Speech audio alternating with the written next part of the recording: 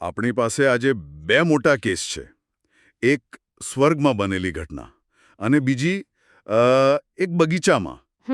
અને બંનેમાં એક ભયંકર પતન થયું જેણે બધું જ બદલી નાખ્યું. સાચી વાત છે. અને સવાલ એ છે કે શું આ એક દુર્ઘટના હતી કે પછી એમ કહીએ કે એક ગુનો હતો? બરાબર. શું પાત્રો પોતાની મરજીથી પડ્યા કે પછી તેમને પડવા માટે મજબૂર કરવામાં આવ્યા હતા? આ તો મૂળભૂત પ્રશ્ન છે. આજના સ્રોતો આપણને આ તપાસમાં ઊંડા ઉતારે છે. આપણે હેલેલ એટલે કે લ્યુસિફર અને આદમના પતનની વાત કરી રહ્યા છીએ. અને શું તેમની પાસે ખરેખર કોઈ વિકલ્પ હતો એ સવાલ પર. બરાબર. અને જુઓ, આ કોઈ સામાન્ય તપાસ નથી. આના મૂળમાં એક ખૂબ જ મોટો તણાવ છે જે લગભગ દરેક ધર્મ અને ફિલોસોફીમાં જોવા મળે છે. કયો તણાવ? એક તરફ છે ઈશ્વરની સર્વશક્તિમાન યોજના અને બીજી તરફ છે આપણી પોતાની પસંદગી કરવાની સ્વતંત્રતા, એટલે કે સ્વતંત્ર ઈચ્છા. જો ઈશ્વર બધું જ જાણે છે અને બધું જ નિયંત્રિત કરે છે, તો શું આપણી પસંદગીઓ ખરેખર આપણી છે? બહુ મોટો પ્રશ્ન છે. અને આ સ્રોતો આ જ ગૂંચવણને ઉકેલવાનો પ્રયાસ કરે છે. તો ચાલો આપણે આપણા પહેલા કેસથી જ શરૂઆત કરીએ. હેલેલનું પતન. હા. તે સ્વર્ગનો સૌથી તેજસ્વી અને શક્તિશાળી દેવદૂત હતો. તો પછી એવું તો શું થયું કે તે શૈતાન બની ગયો? શું તે આ ટાળી શક્યો હોત? જુઓ, આ વિશે સ્રોતોમાં જે પહેલો અને સૌથી પ્રબળ મત છે એ કહે છે કે હા, અચ્છા, હેલેલ ચોક્કસપણે તેનું પતન ટાળી શક્યો હોત. અને એનો આધાર શું છે? આખી દલીલનો આધાર સ્વતંત્ર ઈચ્છા પર ટકેલો છે. ઈશ્વરે હેલેલને બનાવ્યો, પણ તેને કોઈ રોબોટ નહોતો બનાવ્યો. તેને વિચારવાની અને પસંદ કરવાની આઝાદી આપી હતી. પાપ કરવું કે ન કરવું એ સંપૂર્ણપણે તેની પસંદગી હતી. એટલે કે આ દૃષ્ટિકોણ મુજબ ઈશ્વરની કૃપા એક લાઈફ જેકેટ જેવી હતી જે બધાને આપવામાં આવી હતી. હા, બરાબર. પણ હેલેલે જાણી જોઈને એ પહેરવાની ના પાડી. જવાબદારી સંપૂર્ણપણે તેની છે. બિલકુલ. અને સ્રોતો આ વાતને સમર્થન આપવા માટે એક ઉદાહરણ પણ આપે છે. કયું ઉદાહરણ? ઘણું રસપ્રદ છે. ઉત્પત્તિના પુસ્તકમાં અબીમેલેખ રાજાની વાર્તા છે. ઓકે. તે અજાણતામાં સારા સાથે પાપ કરવા જઈ રહ્યો હતો, પણ તેના મનમાં કોઈ ખરાબ ઈરાદો ન હતો. અચ્છા. એટલે ઈશ્વરે તેને સ્વપ્નમાં ચેતવણી આપીને પાપ કરતા અટકાવ્યો. સ્રોત અહીં એ મુદ્દો ઉઠાવે છે કે ઈશ્વરની કૃપા એવા લોકોને બચાવે છે જેઓ ખરેખર ખોટું કરવા માંગતા નથી. ઓહ, તો ચાવી ઈરાદામાં છે. હા. જો તમારો ઈરાદો સાચો હોય તો તમને દૈવી મદદ મળે છે. હા. પણ જો તમે જાણી જોઈને ખોટો રસ્તો પસંદ કરો તો પછી તમે એકલા છો. બિલકુલ. સ્રોતોની મુખ્ય દલીલ એ જ છે. કોઈ પણ જીવ, ભલે તે ગમે તેટલો શક્તિશાળી કેમ ન હોય, પોતાની તાકાતથી ઈશ્વરની આજ્ઞાઓનું પાલન નથી કરી શકતો. તેને કૃપાની જરૂર પડે જ છે. હા, તેને ઈશ્વરની કૃપાની જરૂર પડે જ છે. પાપ ત્યારે જ થાય છે જ્યારે કોઈ જીવ સભાનપણે જાણી જોઈને એ કૃપાનો અસ્વીકાર કરે છે. અને હેલેલે એ જ કર્યું. બસ આ જ. તેની સાથેના બીજા દેવદૂત જેમ કે મિકાએલ અને ગેબ્રિયલ, તેમણે એ કૃપા સ્વીકારી અને તેઓ સ્થિર રહ્યા. હેલેલે નકારી અને તે પડી ગયો. અને આ વાત ન્યાયના વિચાર સાથે પણ બંધ બેસે છે, ખરું ને? હા, ચોક્કસ. જો હેલેલનું પતન પહેલેથી જ નક્કી હોત, જો તેની પાસે કોઈ વિકલ્પ જ ન હોત, તો પછી ઈશ્વર તેને સજા કરે તો એ અન્યાય કહેવાય. બરાબર. પણ શ્રોતો ભારપૂર્વક કહે છે કે હેલેલને તેના કર્મોની સજા મળી રહી છે. કારણ કે પસંદગી તેની પોતાની હતી. હા. અને આ દૃષ્ટિકોણને આપણા શ્રોતોના લેખક સૌથી વધુ સમર્થન આપે છે. સ્પષ્ટ છે. સાચી વાત. આ દૃષ્ટિકોણ વ્યક્તિગત જવાબદારી પર ખૂબ ભાર મૂકે છે, પરંતુ આની સામે એક બીજો તદ્દન વિરોધાભાસી વિચાર પણ છે. અને એ વિચાર શું છે? મને અનુમાન કરવા દો. એ કહેતો હશે કે હેલેલ પાસે કોઈ વિકલ્પ જ ન હતો. બરાબર પકડ્યું. આ બીજો દૃષ્ટિકોણ કહે છે કે હેલેલનું પતન અનિવાર્ય હતું. અનિવાર્ય? કઈ રીતે? તેની દલીલ એવી છે કે જીવોમાં પોતાની મેળે આજ્ઞા પાળવાની ક્ષમતા જ નથી. તેઓ મૂળભૂત રીતે અપૂર્ણ છે. આ તર્કના આધારે હેલેલ એક એવી સિસ્ટમમાં હતો જ્યાં તેનું નિષ્ફળ જવું લગભગ નક્કી હતું. તે એક ટ્રેજેડીનો શિકાર હતો, વિલન નહોતો. પણ એ દલીલમાં એક સમસ્યા નથી? કઈ સમસ્યા? જો જીવોમાં આજ્ઞા પાળવાની શક્તિ જ નથી, તો પછી ઈશ્વરે આજ્ઞા આપી જ કેમ? હા. એ તો કોઈ માછલીને ઝાડ પર ચડવાનું કહીને પછી તે નિષ્ફળ જાય તો તેને સજા કરવા જેવું થયું? તમે બરાબર એ જ મુદ્દો પકડ્યો છે જે સ્રોતો ઉઠાવે છે. ઓકે. સ્રોતો આ બીજા દૃષ્ટિકોણને નકારી કાઢે છે અને તેની સામે એક સણસણતો સવાલ પૂછે છે, તો શું ઈશ્વરે હેલેલને એવી આજ્ઞા આપી હતી જેનું પાલન કરવું તેના માટે અશક્ય હતું? અને આ એક જ પ્રશ્ન આખી દલીલને તોડી પાડે છે. બરાબર. જો આજ્ઞાનું પાલન કરવું અશક્ય હોય તો તે આજ્ઞા આપનારની ક્રૂરતા દર્શાવે છે, આજ્ઞા તોડનારનો દોષ નહીં.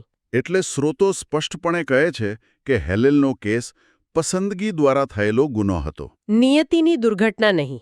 ખૂબ જ સ્પષ્ટ. તો હેલેલના કેસમાં સ્રોતોનો ઝુકાવ સ્પષ્ટપણે સ્વતંત્ર ઈચ્છા અને વ્યક્તિગત જવાબદારી તરફ છે. હા. અને આ પસંદગી અને પરિણામનો મુદ્દો આપણને સીધો બીજા મોટા પતન તરફ લઈ જાય છે. એદન બાગમાં. હા, આદમનું પતન. શું તેની વાર્તા પણ આટલી જ સ્પષ્ટ છે કે પછી ત્યાં કંઈક અલગ હતું? અહીંયા મામલો થોડો વધુ જટિલ બને છે. કેમ?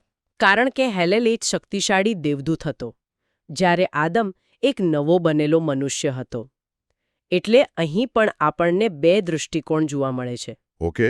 પહેલો દૃષ્ટિકોણ હેલેલની જેમ જ છે કે આદમ લાલચ પર જીત મેળવી શકતો હતો. અને તેની પાછળ શું તર્ક છે?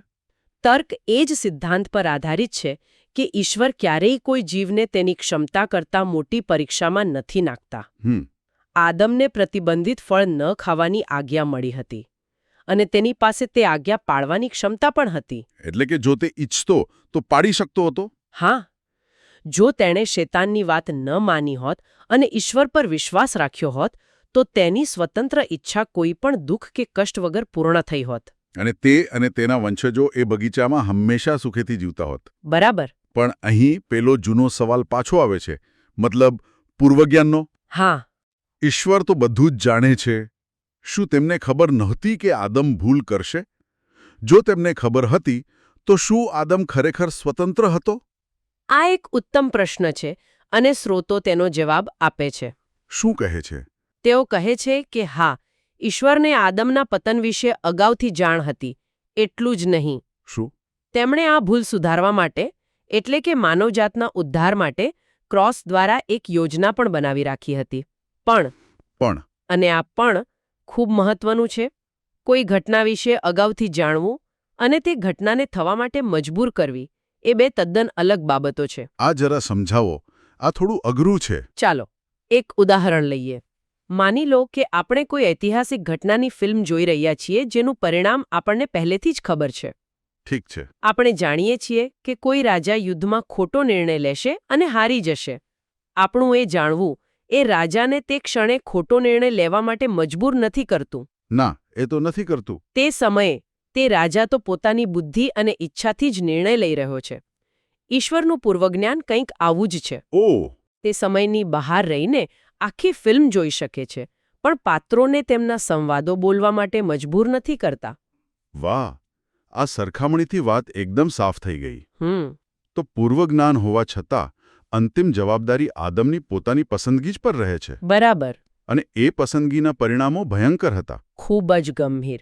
સ્રોતો વર્ણવે છે કે આદમના પાપને કારણે માત્ર માનવજાતને નહીં પણ સમગ્ર સૃષ્ટિ પર અસર થઈ. કેવી અસર? જમીન શાપિત થઈ અને તેના પર કાંટા, ઝાંખરા ઉગવા લાગ્યા. માનવ શરીરમાં પાપ અને લાલસાઓનો પ્રવેશ થયો. અને હવે ઈશ્વરની આજ્ઞાનું પાલન કરવું પહેલા જેટલું સરળ નહોતું રહ્યું. હવે તેના માટે પવિત્ર આત્માની સતત મદદ અનિવાર્ય બની ગઈ. આદમની એક પસંદગીએ આખી રમત બદલી નાખી. બિલકુલ. અને હેલેલની જેમ જ અહીં પણ સ્રોતોના લેખક આ દૃષ્ટિકોણને જ સમર્થન આપે છે. ઠીક છે. પણ હું હજી પણ આદમ માટે થોડી સહાનુભૂતિ અનુભવું છું. હું સમજી શકું છું કે સ્રોતો જવાબદારી તેના પર નાખે છે, પણ શું બીજા દૃષ્ટિકોણમાં થોડું સત્ય નથી? શું આદમ એકલો ખરેખર એક શક્તિશાળી ચાલાક શૈતાન સામે લડી શકે એમ હતો? એ લડાઈ શરૂઆતથી જ અસમાન નહોતી? અને તમે જે કહી રહ્યા છો એ જ બીજા દૃષ્ટિકોણનો પાયો છે. અચ્છા. આ દૃષ્ટિકોણ કહે છે કે આદમ હારવા માટે લગભગ બંધાયેલો હતો. તે વધુ જટિલ અને બહુસ્તરીય દલીલ છે. કઈ રીતે? તે કહે છે કે આદમ શૈતાન કરતાં ઘણો નબળો હતો. તેની પાસે પવિત્ર આત્માની એ વિશેષ શક્તિ ન હતી જે પાછળથી વિશ્વાસીઓને મળે છે. તેથી તે એક અસમાન લડાઈ હતી, જેમ તમે કહ્યું. પણ શું ફક્ત શક્તિનું અસંતુલન જ કારણ હતું કે પછી કંઈક બીજું પણ હતું? હા, તેનાથી પણ એક ઊંડો મુદ્દો છે. આ દૃષ્ટિકોણનો સૌથી ક્રાંતિકારી વિચાર એ છે કે કોઈ પણ જીવ ક્રોસના પ્રેમનું જ્ઞાન મેળવ્યા વિના ઈશ્વરની આજ્ઞાઓનું સાચા અર્થમાં પાલન કરી જ શકતો નથી. એક મિનિટ, આ થોડું સમજાવો. જ્યારે આપણે ક્રોસના પ્રેમનું જ્ઞાન કહીએ છીએ ત્યારે સ્રોતોનો અર્થ શું છે? હા, શું એનો અર્થ એ છે કે બલિદાન અને નિસ્વાર્થ પ્રેમના એ અંતિમ ઉદાહરણને સમજ્યા વિના સાચી આજ્ઞાપાલન શક્ય નથી? બરાબર. તેનો અર્થ એ છે કે ઈશ્વર આપણા માટે કેટલો મોટો ભોગ આપી શકે છે તે પ્રેમની ઊંડાઈ સમજ્યા વિના આપણું આજ્ઞાપાલન ફક્ત ડર અથવા ફરજ પર આધારિત હોય છે, પ્રેમ પર નહીં. અને આદમ પાસે તે સમયે? આદમ પાસે તે સમયે ક્રોસનું જ્ઞાન નહોતું, કારણ કે તે ઘટના તો હજારો વર્ષો પછી બનવાની હતી.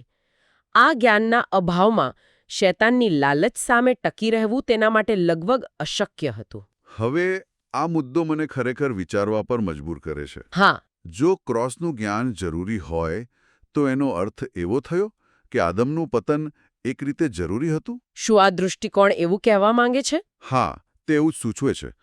તે એક ખૂબ જ વિવાદાસ્પદ વિચાર રજૂ કરે છે કે આદમનું પતન એક સફળ નિષ્ફળતા હતું. સફળ નિષ્ફળતા? હા, ફેલિક્સ કુલ્પા. એટલે કે તે એક દુઃખદ ઘટના હતી, પણ તે જરૂરી હતી જેથી માનવજાત પોતાની આધ્યાત્મિક મૃત અવસ્થાને ઓળખી શકે અને પછતાવો કરી શકે. ઓકે. આ પતન અંતિમ આદમ એટલે કે ખ્રિસ્ત માટે માર્ગ મોકળો કરે છે, જે ક્રોસ દ્વારા ઈશ્વરનો સાચો બલિદાન આપનારો પ્રેમ પ્રગટ કરે છે અને પ્રથમ આદમ સહિત સૌને બચાવે છે. તો આ દૃષ્ટિકોણમાં પતન એ ઉદ્ધારની એક મોટી અને વધુ ભવ્ય યોજનાનો ભાગ બની જાય છે? બરાબર. આ તો આખી વાતને ઊંધી કરી નાખે છે. પણ શું સ્રોતો આ દલીલને સ્વીકારે છે? કારણ કે આ વિચાર ઈશ્વરને એક એવા નાટ્યકાર તરીકે રજૂ કરે છે જેણે પોતાના પાત્રને જાણી જોઈને નિષ્ફળ થવા દીધું? ના, અહીં પણ સ્રોત આ દલીલને સંપૂર્ણપણે સ્વીકારતો નથી. તો શું કહે છે? તે આ દૃષ્ટિકોણની જટિલતાને સ્વીકારે છે, પણ તેની સામે ગંભીર નૈતિક પ્રશ્નો ઊભા કરે છે. કેવા પ્રશ્નો? તે પૂછે છે, શું આનો અર્થ એ છે કે ક્રોસના પ્રેમનું જ્ઞાન ન ધરાવતા જીવો પાસે સ્વતંત્ર ઈચ્છા જેવી કોઈ વસ્તુ જ નથી? અને બીજો સવાલ, શું આદમની એ મૃત આધ્યાત્મિક અવસ્થા માટે ઈશ્વર જવાબદાર હતા, આદમ પોતે નહીં? અને આ પ્રશ્નો ફરીથી આપણને વ્યક્તિગત જવાબદારીના મૂળભૂત સિદ્ધાંત પર પાછા લાવે છે. હા, અને એ વિચારને પડકારે છે કે પતન અનિવાર્ય કે જરૂરી હતું. તો આપણી આજની તપાસનું તારણ શું નીકળે છે?